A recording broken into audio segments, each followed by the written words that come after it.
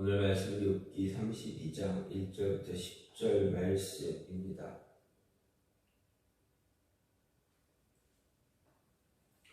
오늘 말씀은 이제 욥의 친구들 간의 어떤 논쟁이 세 차례에 걸쳐 논쟁에 이어서 자신의 처지를 이제 고백하고 독백하고 난 뒤 이제 마지막으로 엘리후가 등장하는 모습을 볼 수가 있습니다. 엘리후의 등장과 이제 그의 변론에 대한 그런 모습이 나타나는 것이 바로 32장입니다. 먼저 오늘 말씀은 새로운 논객 엘리후를 볼 수가 있습니다. 여기서 엘리후의 등장은 갑작스러운 것으로 그가 어떻게 욥과 친구들 사이에 있었는가는 솔직히 알 수는 없습니다. 성경은 욥의 재앙 소식을 듣고 엘리바스, 빌닷, 소갈만이 함께 욥을 방문한 것으로 기록합니다. 또 욥과 친구들 간의 변론에서도 엘리후는 한 번도 등장하지 않았습니다. 따라서 엘리후가 어떻게 욥과 친구들 사이에 있었는가, 그것은 베일에 쌓인 문제이기도 합니다. 다만 가능한 추측은 욥과 혈연적 관련이 있을 것으로 여겨지는 엘리후가 욥의 재앙 소식을 듣고 욥을 위로하기 위해 와 있었다라는 것으로 볼 수가 있습니다. 하지만 사실 여기서 엘리후가 어떻게 욥과 친구들 사이에 있었는가 하는 것은 그렇게 중요한 문제는 아닙니다. 중요한 것은 엘리후가 등장하게 된 배경이다라는 것입니다. 욥과 친구들은 4장부터 27장에 걸쳐서 욥의 고난과 관련해서 긴 논쟁을 벌였습니다. 하지만 그러한 논쟁은 아무런 결론을 내릴 수가 없었습니다. 친구들은 친구들대로, 욥은 욥대로 자신의 주장만 되풀이하고 종결되어지고 말았습니다. 이제 더 이상 논쟁이 이어질 그런 여지가 없었습니다. 문제는 친구들이 욥과의 논쟁에서 실패함으로 논쟁이 이렇게 종결되면 하나님께서 불공평한 분으로 남게 된다는 이야기입니다. 이것은 하나님은 절대적으로 의롭다는 명제를 뒤집는 것으로 절대 용납될 수 없는 그런 문제입니다. 그래서 그동안 참관자로 있었던 욥과 친구들의 변론을 묵묵히 듣고만 있던 엘리후가 이제 하나님을 옹호해야 한다라는 사명감으로 이 변론에 개입하게 되는 것입니다. 오늘 말씀을 보면 욥의 강력한 자기의 주장으로 인해 세 친구의 변론이 벽에 부딪힌 사실을 이야기합니다. 이는 엘리후가 등장하게 된 그런 동기입니다. 그리고 이어서 엘리후는 분노하고 있습니다. 본문은 엘리후가 분노하는 사실을 무려 4번이나 거듭 이야기하면서 그의 개입의 당위성을 보여주고 있습니다. 엘리후는 욥과 그의 친구들에게 분노합니다. 그가 욥에게 분노한 이유는 욥이 자기의 의를 지나치게 주장하다 보니 하나님을 불공평한 분이다 말하고 있기 때문입니다. 또 그가 욥의 친구들에게 분노한 이유는 그들이 욥의 말이나 질문에는 제대로 답변도 하지 못하면서 욥을 정죄하기에만 급급하고 있습니다. 이처럼 욥과 친구들을 향해 분노를 내놓으면서 자기의 개입을 엘리후는 이어서 자신이 이제 변론에 나서게 된 이유를 설명합니다. 그가 변론을 경청하여 줄 것을 부탁합니다. 여기서 엘리후가 밝힌 자신의 늦은 개입의 이유는 나이가 어렸기 때문이다 라고 말합니다. 즉 엘리후는 나이 많은 연로한 사람에게 지혜가 있다는 전통을 존중해서 욥의 친구들에게 변론을 맡기고 그 안에 개입하지 않았습니다. 하지만 욥의 친구들이 욥과의 논쟁에서 더 이상 반론하지 못하는 것을 보고 지혜란 반드시 연로한 사람들에게만 있는 것이 아니다라는 결론을 내리게 되었습니다. 그리고 나이와 관계없이 하나님의 영감을 받은 사람은 누구나 지혜를 말할 수 있다는 입장을 가지고 마침내 변론에 나서는 것을 보게 됩니다. 이제 엘리후의 등장을 보여준 오늘 말씀이 오늘 우리에게 주는 어떤 우리에게 무엇을 이야기하는가 잠시 생각해 볼 수가 있습니다. 먼저 고난을 당하고 있다는 이유만으로 죄인의 오늘 말씀을 통해서 생각할 수 있는 것은 고난당하고 있다는 이유만으로 그를 죄인이다 판단할 수는 없다는 것입니다.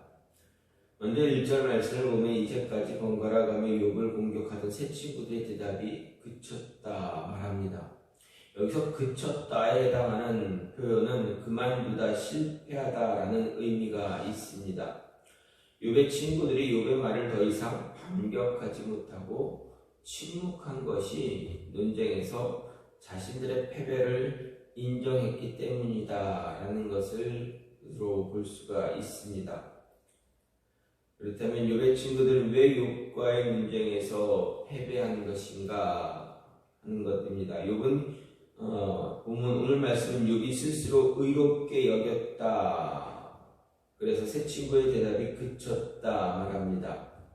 마치 욥이 죄인임에도 불구하고 자기 죄를 인정하지 않고 막무가내식으로 자기가 의인이다 고집하자 더 이상 욥을 설득할 수 없어 논쟁을 포기한 것처럼 여겨지게 될 수 있습니다. 하지만 욥의 친구들이 욥과의 논쟁에서 패배한 것은 욥이 죄인임에도 불구하고 자기를 무조건 의인이라 주장한 것이 아니라 그들이 욥의 고난의 원인을 잘못 이해한 상태에서 욥과 논쟁을 시작했기 때문입니다.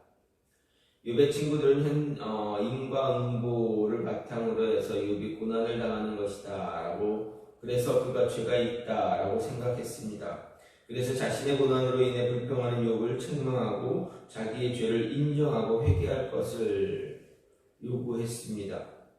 하지만 욥은 하나님도 인정하실 만큼 정직하고 순전한 삶을 살았던 사람입니다. 그래서 그는 친구들의 주장을 도무지 받아들일 수가 없었습니다. 그래서 자신의 고난의 원인이 죄에 있다는 친구의 주장을 반박하고 자기의 의로움을 거듭 주장합니다. 욥의 친구들은 이런 욥으로 하여금 스스로 죄인임을 인정하게 하기 위해 안간힘을 다했지만 어떻습니까? 욥이 고난당하고 있다는 것 외에 죄인이라는 것을 더 입증할 만한 증거를 찾지 못했습니다. 더욱이 욥은 자신들의 인과응보에 근거한 그 주장에 오류가 있다는 것을 조목조목 반박하게 되었습니다. 이어서 욥의 친구들이 더 이상 욥의 말에 반박을 할 수가 없게 된 것입니다. 그렇습니다. 욥의 고난의 원인은 욥의 친구들이 생각한 것처럼 죄에 있지 않다는 것입니다.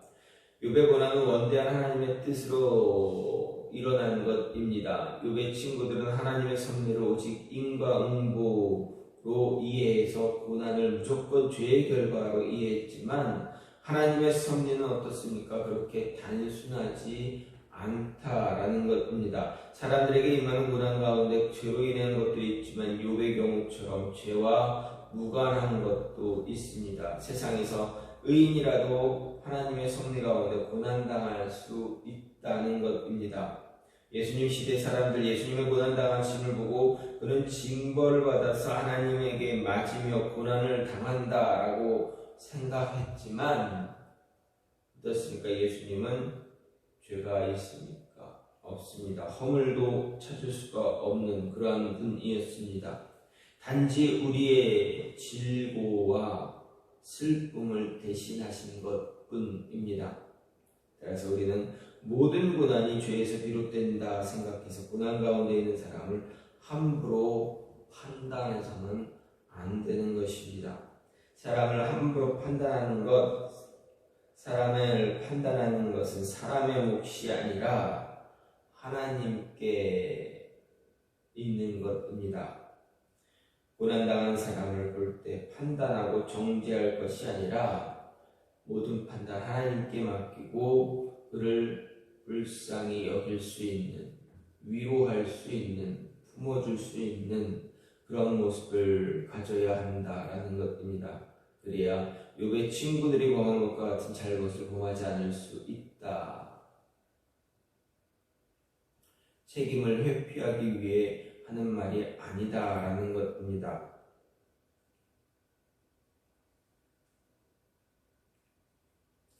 또한 유익이 되지 않으면, 유익한 말이 아니면 침묵하는 것이 더 필요하다라는 이야기입니다.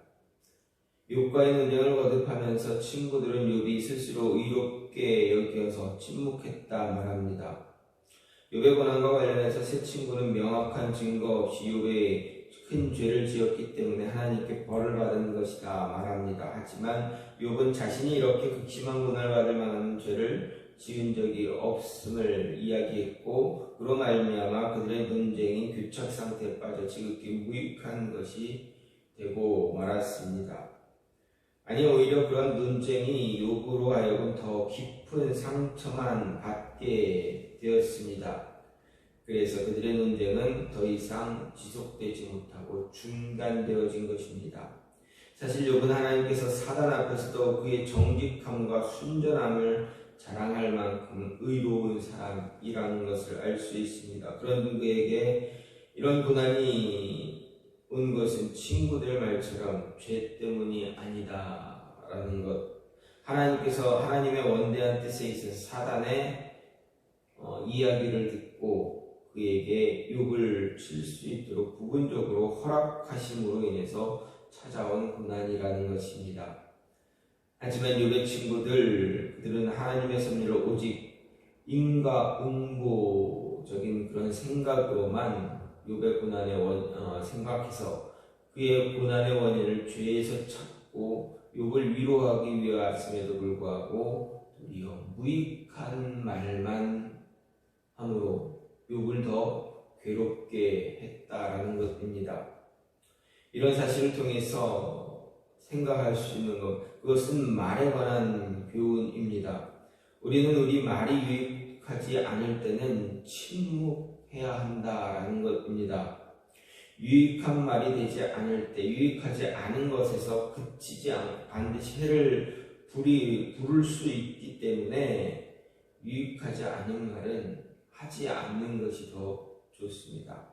유익이 되지 않는 말이 반드시 그릇된 말이라고 볼 수도 없겠지만, 아무리 그릇되지 않은 말이고 옳은 주장이라고 해도 상황에 따라서 유익한 말이 되지 않고 오히려 해가 될 수, 독이 될 수도 있기 때문입니다.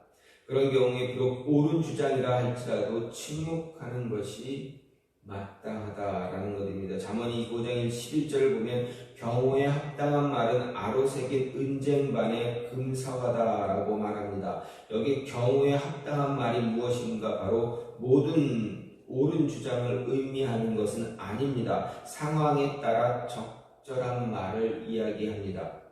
아무리 옳은 말이라 할지라도 상황에 적절해야 합니다.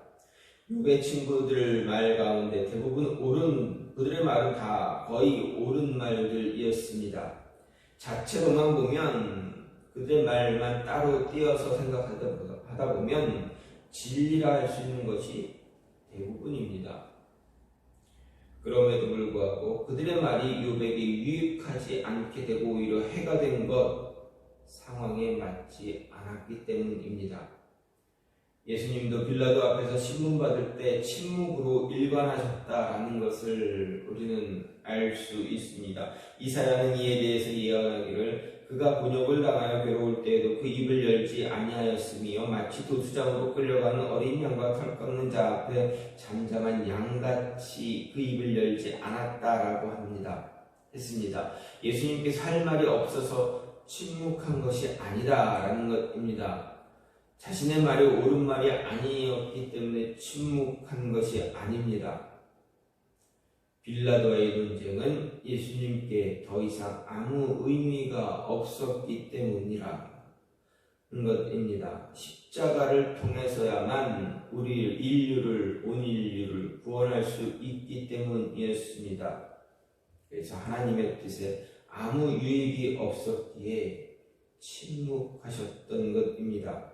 이렇게 우리의 말이 교회와 성도들에게 해가 될 뿐 아무 유익을 줄 수 없다면 가만히 침묵하는 것이 오히려 더 좋을 수 있다는 것입니다. 하고 싶은 말이 있어도 끝까지 참을 줄 아는 것, 이것이 진정한 용기일 수도 있고 또 인내이기도 합니다. 무익한 논쟁 안 하는 것이 오히려 더 좋습니다. 사람의 마음에 깊은 상처를 남기고 화목한 대인관계를 깨뜨리고 끝내는 상대방으로 하여금 끝없는 좌절과 절망에 빠지게 하는 것, 그것은 유익함이 아니라 독이 되어진다는 것입니다. 교회 공동체를 분열시키는 수 있습니다. 탈무드에 보면 침묵은 어진 자를 더 한층 현명하게 한다. 그러므로 어리석은 자는 침묵이 얼마나 귀중한 것인지 헤아릴 수 없다 이야기합니다. 무익한 말보다는 침묵하는 것이 더 가치 있음을 이야기해 줍니다. 마지막으로 남의 말을 잘 들을 줄 아는 사람, 그런 사람이 오히려 더 지혜로운 사람입니다. 2절 말씀을 보면 람족속 부스 사람 바라겔의 아들 엘리후가 등장합니다. 엘리후는 욥과 세 친구들 간의 논쟁에 전혀 등장하지 않던 인물이 갑자기 등장합니다. 그가 정확히 누구인지 어떤 자리에 있었는지 확인할 수 없습니다. 다만 엘리후가 욥과 세 친구들이 처음 논쟁을 시작할 때부터 그 자리에 있었던 것만은 확실하다 할 수가 있습니다. 그는 지금까지 묵묵히 네 사람의 논쟁을 지켜보고만 있었습니다. 그런데 욥의 세 친구들이 더 이상 반론을 제기하지 못하고 논쟁을 중단하자 비로소 자신이 나서게 되었다 말했습니다. 그가 이렇게 나중에 나서게 된 이유, 연로한 자에게 지혜가 있다 생각했기 때문입니다. 이전에도 말을 하고 싶었지만 그 논쟁에 엄두를 내지 않은 이유가 바로 그것입니다. 하지만 욥의 친구들이 더 이상 반박하지 못하고 논쟁을 그치자 드디어 나서기 시작합니다. 그런데 본문은 엘리후가 욥에게 분노한 이유에 대해서 욥이 하나님보다 자기를 의롭다 한다 판단했기 때문입니다. 이는 엘리후도 욥의 친구들과 마찬가지로 욥의 말을 오해하고 있었다는 것을 알 수가 있습니다. 욥의 친구들은 욥의 무죄 주장에 대해 마치 그가 자기를 절대적으로 의로운 자로 말하는 것으로 오해했습니다. 그런데 엘리후 역시도 그렇다라는 것을 볼 수가 있습니다. 욥이 이와 같이 말한 말은 없습니다. 하나님보다 의롭다라고 그가 이야기하는 것은 단 한 차례도 없습니다. 자신의 무죄를 주장하기 위해서 자기의 의를 지나치게 주장하는 면이 없지 않았지만 또 왜 까닭 없이 고난을 주시냐고 하나님께 항변하기도 했지만 한 번도 자신이 하나님보다 의롭다 말한 적은 없습니다.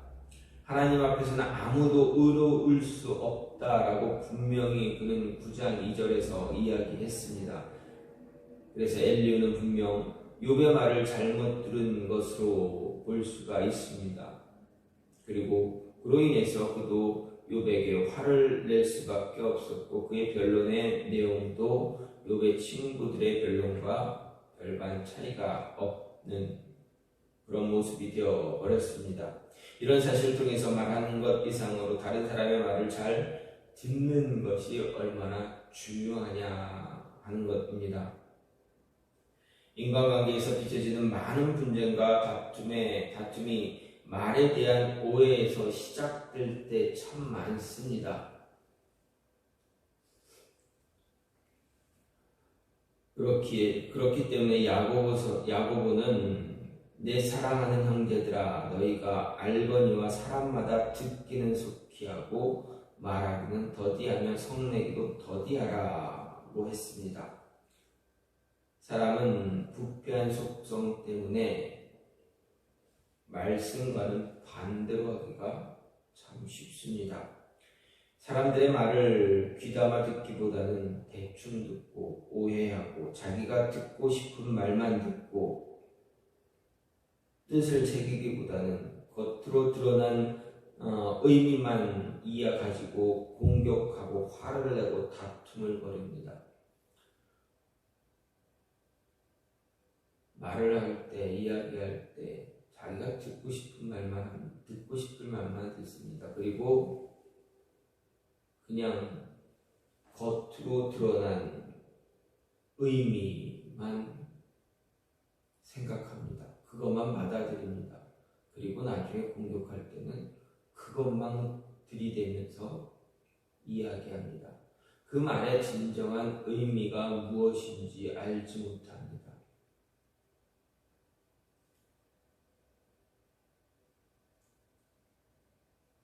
그러면 이런 오해와 분쟁, 다툼 방지하려면 어떻게 되는가? 잘 들어야 한다라는 것입니다. 듣는 훈련이 되어줘야 하는 것입니다. 잘 듣고 그 말이 무엇을 의미하는가, 왜 저런 말을 했는가, 왜 저렇게 이야기하고 있는가를 알 수 있어야 합니다. 한 부분만 듣는 것이 아니라 전체적으로 들어야 됩니다. 전체적으로 들어야 의미를 파악할 수가 있다라는 것입니다. 믿음이 들음에서 나듯이 언어의 소통도 먼저 듣는 훈련이 될 때 가능합니다. 다른 사람의 말도 곡해하지 않게 되고 제대로 알아들으려면 훈련을 잘 받아야 합니다. 사실 우리는 듣기보다 말하기에 익숙합니다. 다른 사람의 말을 제대로 들으려 하지 않을 때도 참 많습니다. 다른 사람의 말을 곡해할 수밖에 없습니다.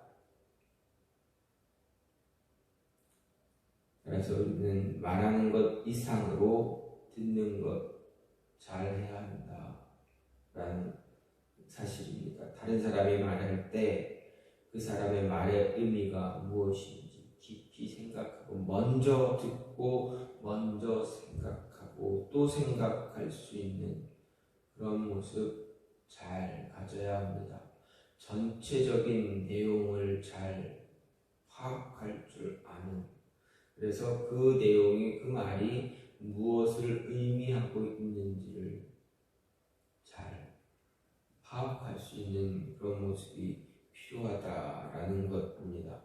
잘못된 말은, 함부로 하는 말은 어떻게 보면 폭력과 같기 때문입니다.